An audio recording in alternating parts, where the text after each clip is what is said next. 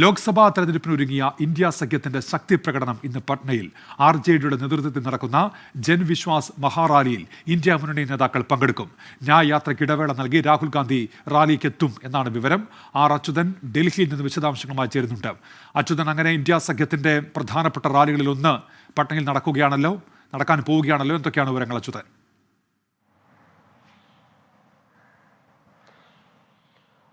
ഉന്മേഷ, ഈ ഇന്ത്യ സഖ്യം പ്രത്യേകിച്ച് ലോക്സഭാ തെരഞ്ഞെടുപ്പ് അടുക്കുമ്പോൾ ഇന്ത്യ മുന്നണിയുടെ ഒരു ശക്തി പ്രകടനം അത് കാഴ്ചവെക്കാനായി കൂടിയാണ് RJD ഇപ്പോൾ തയ്യാറെടുക്കുന്നത്. കാരണം ഇന്ത്യ മുന്നണിയുടെ ആദ്യ യോഗം ചേരുന്ന ഇടമായിരുന്നു പട്ന.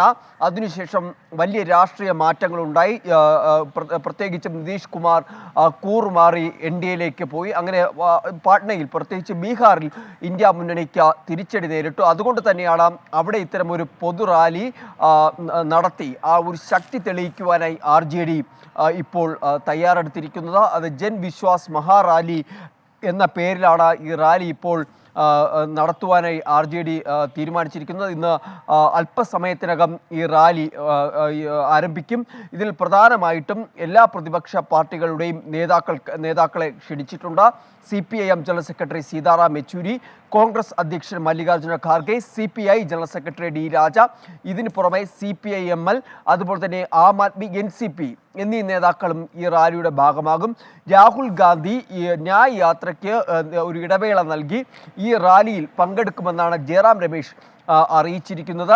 ഇതിനു പുറമെ SP നേതാവ് അഖിലേഷ് യാദവിനെയും ക്ഷണിച്ചിട്ടുണ്ട്. പക്ഷേ അഖിലേഷ് യാദവ് പങ്കെടുക്കുമോ എന്ന കാര്യത്തിൽ ഇതുവരെയും വ്യക്തത വന്നിട്ടില്ല.